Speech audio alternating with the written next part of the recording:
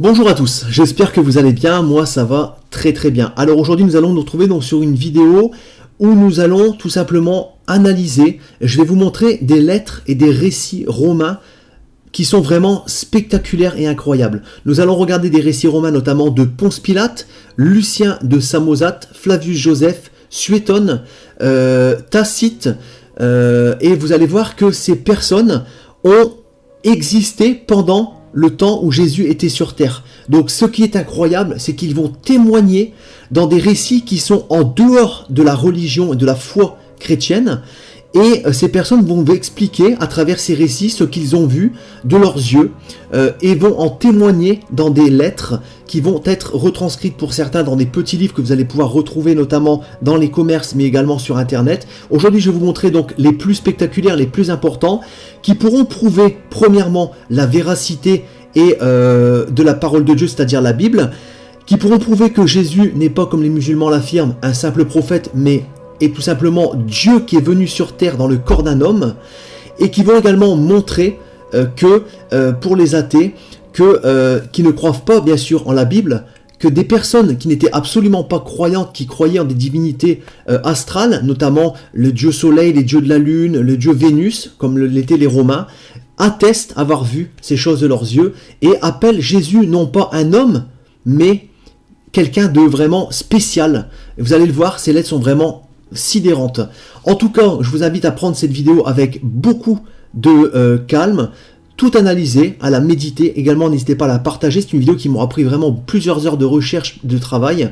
Et en tout cas, je vous ai vraiment concentré dans cette vidéo une multitude de lettres et de récits de façon vraiment incroyable et spectaculaire qui vont vous transpercer et qui vont vous montrer que Jésus était bien le Dieu vivant venu dans le corps d'un homme par son esprit, qu'il a bien opéré de multiples miracles, qu'il a bien été crucifié, qu'il a bien ressuscité le troisième jour, qu'il était suivi par une multitude de personnes qui ont donné leur vie alors qu'ils avaient la possibilité de s'en sortir quand on les a interrogés, mais ils ont continué à dire qu'ils ne renieraient pas le Seigneur Jésus. Donc toutes ces choses attestent d'une seule chose, c'est que la Bible est bien le seul livre de la vérité, le seul livre qu'il faut suivre, que tout est inspiré divinement dans cette Bible et que le Seigneur veut que nous suivions Jésus-Christ qui est son plan pour sauver l'humanité. Il nous a montré le chemin sur cette terre et vraiment je vous encourage à lire la Bible parce que vraiment vous allez voir que tous ces historiens, tous ces écrivains romains antiques ont vraiment vu des choses incroyables.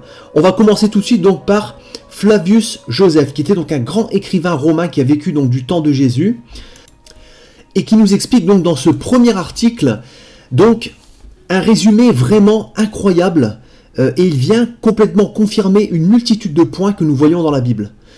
Alors je vous le lis. Vers le même temps vint Jésus, homme sage, si toutefois il faut l'appeler un homme. Donc déjà il avait des doutes sur le fait que Jésus était réellement un homme. Pourquoi ? Parce qu'il était un faiseur de miracles et le maître des hommes qui reçoivent avec joie la vérité. Donc il y avait vraiment beaucoup de personnes qui le suivaient. Et il attira à lui beaucoup de juifs et beaucoup de grecs. C'était le Christ. Et lorsque sur la dénonciation de nos premiers citoyens, Pilate l'eut condamné à la crucifixion, ceux qu'il avait d'abord chéris ne cessèrent pas de le faire. Donc on voit vraiment l'obstination et le dévouement des chrétiens à suivre Jésus-Christ. Et on voit également sa crucifixion. Car il leur apparut 3 jours après ressuscité, alors que les prophètes divins avaient annoncé cela et 1000 autres merveilles à son sujet, et le groupe appelé d'après lui celui des chrétiens n'a pas encore disparu. Donc on voyait que Flavius Joseph écrivait pendant que les chrétiens étaient toujours présents. Il écrivait également donc après la mort de Jésus parce qu'il a attesté sa crucifixion sous l'ordre de Ponce Pilate, et il a aussi pu faire des recherches sur les prophéties, notamment ce que les prophètes avaient annoncé. Donc je rappelle bien sûr que les Juifs n'ont absolument pas cru que Jésus était le Messie, qu'ils attendent toujours, mais en tout cas ce Flavius Joseph, dans ce résumé, nous montre une multitude de choses qu'il a pu voir de ses yeux, étant donné qu'il a donc assisté et qu'il était vivant durant la crucifixion de Jésus, et il témoigne de toutes ces choses vraiment de façon incroyable. Ensuite, il y a un deuxième passage dans ces récits où il y a eu donc une sorte d'émeute, beaucoup comment dirais-je, de discordance entre les grands rabbins, les grands juifs de l'époque. Ils étaient voilà en désaccord sur pas mal de points. Il y avait beaucoup de querelles, beaucoup de disputes. Hein. Et donc là, on voit dans ce résumé, donc comme Hanan était tel et qu'il croyait avoir une occasion favorable parce que Fœtus était mort et Albinus encore en route, il réunit le Sanhédrin, donc c'était une assemblée, le Sanhédrin c'est une assemblée de juifs hein, qui se réunissaient, un conseil si je puis dire, traduisit devant lui Jacques, donc Jacques a été traduit devant le tribunal du Sanhédrin, qui était donc le frère de Jésus, appelé le Christ, et certains autres, en les accusant d'avoir transgressé la loi, donc la loi des Juifs, hein, et il les fit lapider. Donc on voit encore par là que Jésus était bien présent, il atteste voilà, de l'existence de Jésus, que Jacques était bien son frère, tout comme la Bible l'affirme. On voit là une lettre supplémentaire qui atteste de ces choses-là. Ensuite, nous avons un deuxième écrivain qui n'est pas non plus des plus petits, il s'agit de Tacite. Donc, ces livres ont été rédigés dans les années à peu près entre 61 et 65 de notre ère, donc on va dire une trentaine d'années après donc, la crucifixion de Jésus. Donc dans ces livres, on peut voir qu'il a témoigné donc de quelque chose qui a été quand même un tournant très marquant dans l'histoire de l'existence des Romains, avec l'incendie donc du temple à Rome, hein, donc un incendie énorme. Il y a eu aussi donc Néron, il a pu parler de Néron, il a pu parler voilà, de pas mal de choses qui se sont passées donc à cette époque, mais il a aussi parlé de quelque chose qui est très très intéressant, c'est dans donc la lettre donc Annales, chapitre 15 au verset 44, où il parle tout simplement de l'inculpation des chrétiens, également le supplice qu'ils ont eu, car en fait Néron a tout simplement retourné la situation de l'incendie à son avantage pour accuser les chrétiens et pour essayer de les exterminer. C'était vraiment son but parce qu'il détestait ces gens-là. Et on voit dans ce petit résumé que le public criait et accusait Néron d'avoir ordonné l'incendie. Donc pour apaiser ces rumeurs, il offrit d'autres coupables, il fit souffrir les tortures les plus raffinées à une classe d'hommes détestés pour leurs abominations et que le vulgaire appelait chrétiens. Ce nom leur vient de Christ, qui sous Tibère fut livré au supplice par le procureur Ponce Pilate. Réprimer un instant, cette exécrable superstition se débordait de nouveau, non seulement dans la Judée, où elle avait sa source, mais dans Rome même, où tout ce que le monde enferme d'infamie et d'horreur afflue et trouve des partisans. Donc on voit bien là que lui, il avait vraiment une horreur des chrétiens, mais malgré tout, les chrétiens continuaient à venir et continuaient à être présents, donc comme le Seigneur Jésus l'avait annoncé. Et on voit là donc l'existence de Jésus, on voit également sa crucifixion, il parle de toutes ces choses et il atteste lui-même. Ensuite, on a également donc Pline qui lui a rédigé donc une lettre à un gouverneur. Donc il était un gouverneur romain de la province de Bithynie et il a rédigé donc une lettre à l'empereur Trajan. Donc dans les années 111-112 où il explique dans cette lettre des choses vraiment stupéfiantes également. Alors on voit dans cette lettre qu'en fait il y a des gens qui lui ont été livrés, des chrétiens, voilà, des chrétiens. Donc là on est à peu près 70 ans à peu près après la mort de Jésus. On voit toujours que les chrétiens sont là, bien sûr, hein, ça c'est tout à fait normal. Et on voit que les gens étaient livrés devant lui et il leur demandait à plusieurs reprises de, entre guillemets, renier leur foi. Sinon ils allaient être livrés au supplice. On voit également qu'il y avait donc une obstination vraiment incroyable parce que certains refusaient de renier Jésus. D'ailleurs, la Bible nous dit que celui qui renie Jésus devant les hommes sera renié devant le Père au moment de passer devant le Seigneur. Et donc là, on voit qu'il y a des gens qui ont renié leur foi malheureusement, mais on voit qu'il y en a qui se sont obstinés et qui ont été livrés donc au supplice. Donc vraiment incroyable. On voit également qu'il a poussé des gens à rejeter donc cette foi en Jésus-Christ et il les a poussés donc à adorer une image de Trajan. Voilà, donc il les a poussés à l'abomination tout simplement, qui est un grave péché pour le chrétien et je pense qu'il le savait également. Il parle également que ces chrétiens se rassemblaient à des jours fixes devant le soleil, ils chantaient des hymnes au Christ comme à un Dieu, ils se prêtaient serment non pas de quelques crimes, mais de ne plus commettre ni adultère, ni brigandage, voilà, donc vraiment d'avoir un bon comportement comme le Seigneur avait enseigné. Donc on voit là tout là bien sûr l'attitude des vrais chrétiens de l'époque. Donc en tout cas voilà, il a tenu, il avait donc l'importance de et à cœur de partager cette lettre avec donc son empereur pour avoir tout simplement son avis. Donc c'est aussi là une preuve de l'existence des chrétiens, de Jésus, que voilà, c'était vraiment une foi puissante qu'il y avait à l'époque où certains ont payé de leur vie pour suivre le Seigneur et c'est vraiment incroyable. Ensuite, on peut continuer donc avec un écrivain satirique qui s'appelle donc Lucien de Samosate. Donc là, lui, c'est pareil. Ce passage est vraiment... Moi, il m'a transpercé en tout cas, donc on va le lire ensemble. Donc c'est une lettre qu'il a écrite donc au IIe siècle. Il fait allusion donc au supplice de Jésus sans nommer son nom dans un petit manuel, et il marque donc celui que l'on avait adoré en Palestine et qui subit là-bas le supplice de la croix, coupable aux yeux de ses semblables d'avoir inventé de nouveaux mystères pour l'humanité. Donc là, on est vraiment dans la naissance du christianisme. Hein. Ces pauvres chrétiens se croient immortels et s'imaginent que l'éternité les attend. Ils se moquent pas mal des supplices, donc on voit bien sûr la foi qui est présente, hein, et se jettent avec courage dans les bras de la mort. Celui qui fut leur législateur les convainquit que tous les hommes étaient frères. Une fois convertis, ils mettent au rebut les dieux des Grecs pour vénérer ce sophiste mis en croix dont ils suivent à la lettre les moindres préceptes. Donc là, on voit vraiment un témoignage extrêmement puissant, et lui, il est outragé, il est même limite en colère, on le sent dans sa lettre, hein, parce que pour lui, c'est les dieux grecs qu'on doit vénérer. On sait très bien à l'heure d'aujourd'hui que les dieux grecs ne sont que de la mythomanie et de la mythologie. Hein, voilà, c'est complètement quelque chose d'inventé, hein, d'imaginaire. Tandis que voilà, on voit des gens qui ont donné leur vie, qui se sont livrés à la mort, hein, qui sont morts en martyrs, massacrés, tués pour leur foi, à cause de leur foi. Hein. Et qui continuaient à suivre donc 200 ans après Jésus-Christ, hein, comme étant tous des frères. Voilà, étaient tous des frères. On voit vraiment cette lettre est vraiment en tout cas incroyable. Ensuite, on a également donc Suétone, donc avec ce petit texte que je vous ai trouvé, donc qui parle tout simplement des Juifs, voilà, la révolte entre les Juifs et les chrétiens. Donc voilà, il y avait des noms qui ont été avant annoncés, donc notamment Christus et Chrestos, donc loin, et le bon. Voilà, donc et on voit que Néron livra au supplice les chrétiens, race adonnée à une superstition nouvelle et coupable.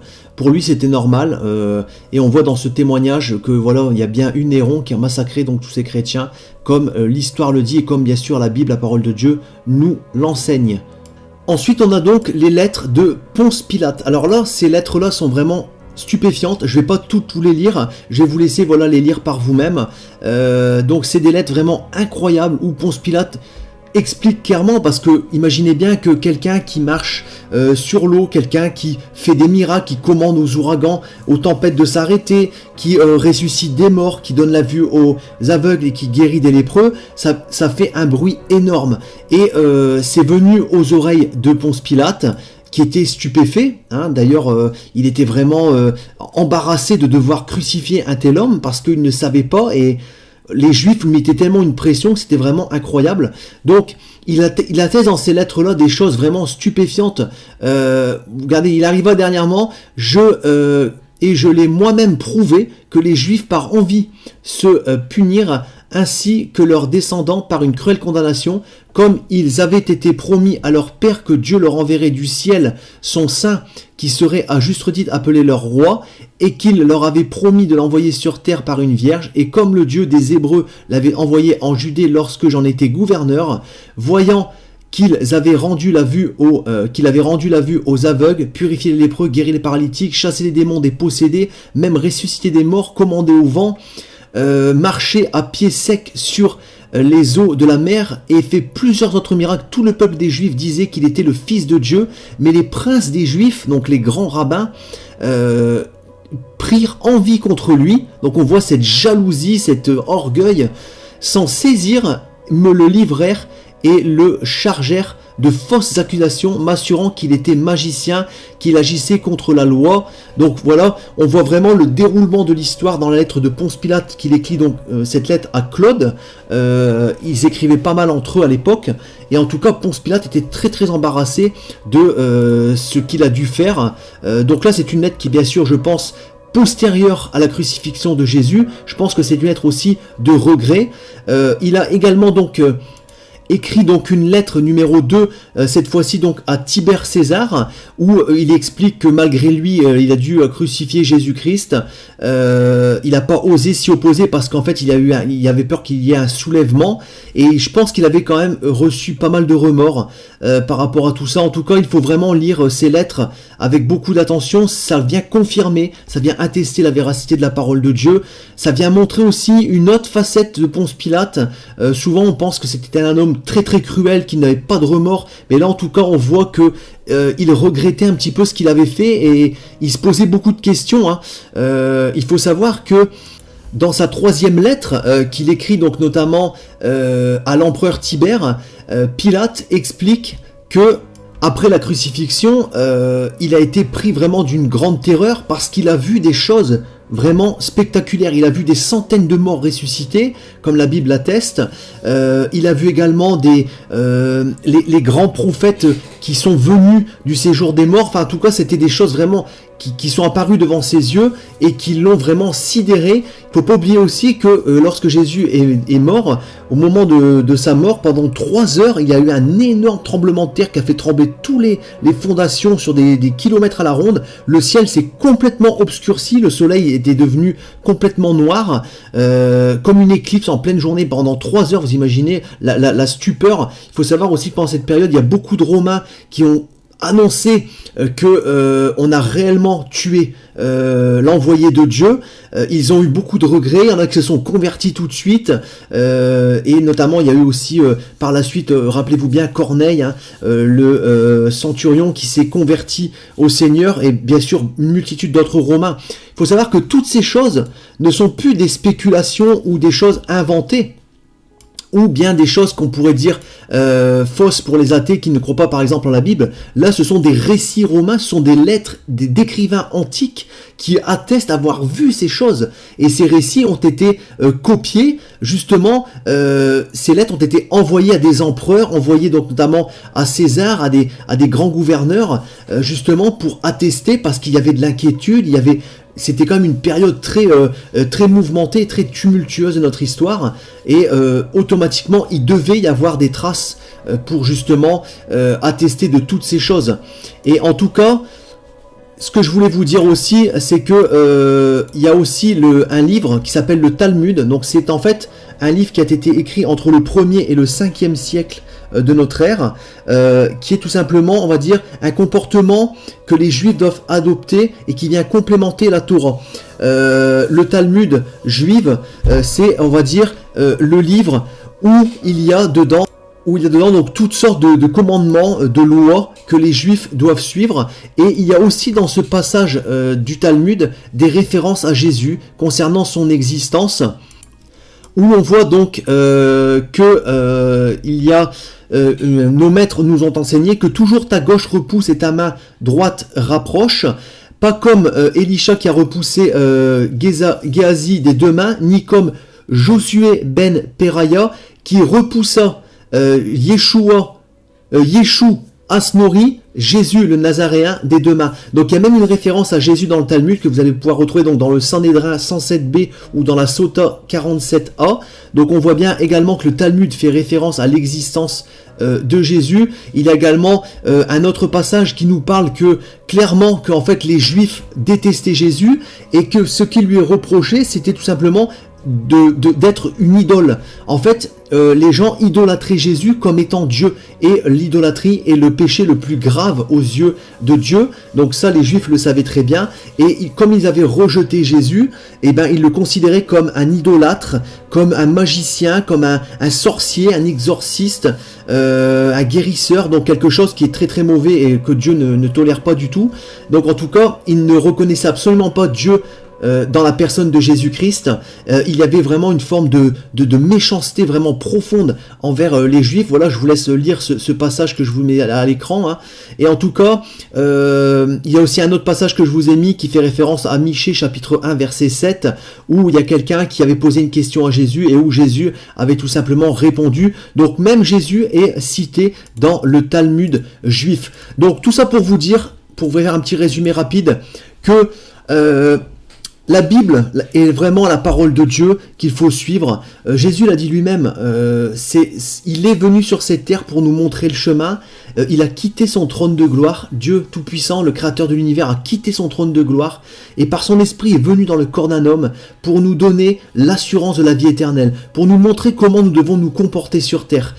Le comportement qui a été celui des premiers chrétiens qui ont rejeté toute forme de péché et qui ont marché en nouveauté de vie, qui se sont baptisés, qui n'ont pas renié leur foi et qui, pour beaucoup d'entre eux, ont perdu la vie à cause de leur foi. Et Jésus l'a dit, celui qui perd sa vie à cause de moi, la gagnera éternellement. Donc, ces gens-là étaient déterminés à, même s'ils devaient perdre leur vie, comme Paul qui a été tué, comme tous les apôtres qui sont morts, crucifiés, Pierre la tête à l'envers par exemple, Judas, pas Judas mais tous les autres apôtres, hein, Jean, ils ont tous été exilés, tués, empoisonnés, crucifiés, enfin ils sont tous morts pour leur foi. Donc nous devons bien prendre conscience aussi que lorsque l'on meurt pour quelque chose que l'on croit, auquel on croit, c'est qu'il faut quand même y avoir il faut qu'il y ait quand même derrière quelque chose de solide, parce qu'on ne donne pas sa vie pour quelqu'un dont on n'est pas sûr qu'il soit l'envoyé de Dieu. Et je pense que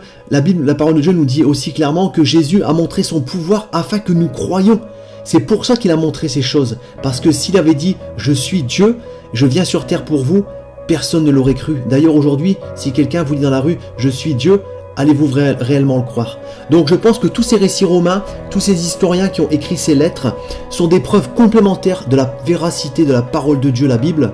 Et voilà, je vous encourage à la lire, à commencer par le Nouveau Testament, par Matthieu. Vous allez découvrir la vie du Seigneur Jésus-Christ, pourquoi il est venu sur cette terre et pourquoi il a payé de sa vie sur la croix. C'était le plan parfait de Dieu, parce que le sacrifice à la croix rachetait les péchés de l'humanité tout entière, et à tous ceux qui croiront, qui suivront ses commandements, ils auront une assurance et une certitude, c'est la vie éternelle. Donc en tout cas, je vous invite à méditer tout ça. Si vous avez des questions, n'hésitez pas dans la barre des commentaires. Soyez abondamment bénis. Et moi, je vous dis donc à très bientôt pour une prochaine vidéo. Soyez bénis.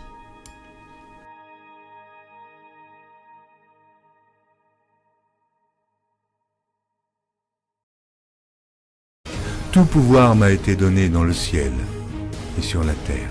Il y a plusieurs demeures dans la maison de mon Père. Si cela n'était pas, je vous l'aurais dit. Je vais vous préparer une place. Et lorsque je m'en serai allé et que je vous aurai préparé une place, je reviendrai et je vous prendrai avec moi, afin que là où je suis, vous y soyez aussi. Vous savez où je vais et vous en savez le chemin. Je suis le chemin, la vérité et la vie. Nul ne vient au Père que par moi. Abraham, votre père, a tressailli de joie de ce qu'il verrait mon jour. Il l'a vu et il s'est réjoui. Si vous me connaissiez, vous connaîtriez aussi mon Père. Et dès maintenant vous le connaissez et vous l'avez vu. Et je vous le dis, avant qu'Abraham fût, je suis. Seigneur, montre-nous le Père et cela nous suffit. Jésus lui dit, il y a si longtemps que je suis avec vous et tu ne m'as pas connu, Philippe. Celui qui m'a vu a vu le Père. Comment dis-tu, montre-nous le Père? Cette bonne nouvelle du royaume sera prêchée dans le monde entier pour servir de témoignage à toutes les nations. Celui qui croira et qui sera baptisé sera sauvé, mais celui qui ne croira pas sera condamné. Je m'étonne que vous vous détourniez si promptement de celui qui vous a appelé par la grâce de Christ pour passer à un autre évangile. Aucun mensonge ne vient de la vérité. Sinon, celui qui nie que Jésus est le Christ, celui-là est l'antéchrist, qui nie le Père et le Fils. Quiconque nie le Fils n'a point non plus le Père. Quand un ange du ciel annoncerait un autre évangile que celui que nous vous avons prêché, qu'il soit anathème. Moi, Jésus, J'ai envoyé mon ange pour vous attester ces choses. Je le déclare à quiconque entend les paroles de la prophétie de ce livre. Si quelqu'un y ajoute quelque chose, Dieu le frappera des fléaux décrits dans ce livre. Et si quelqu'un retranche quelque chose des paroles du livre de cette prophétie, Dieu retranchera sa part de l'arbre de la vie et de la ville sainte décrit dans ce livre. Ces paroles sont certaines et véritables. Et le Seigneur, le Dieu des esprits des prophètes, a envoyé son ange pour montrer à ses serviteurs les choses qui doivent arriver bientôt. Et voici, je viens bientôt. Heureux celui qui garde les paroles de la prophétie de ce livre.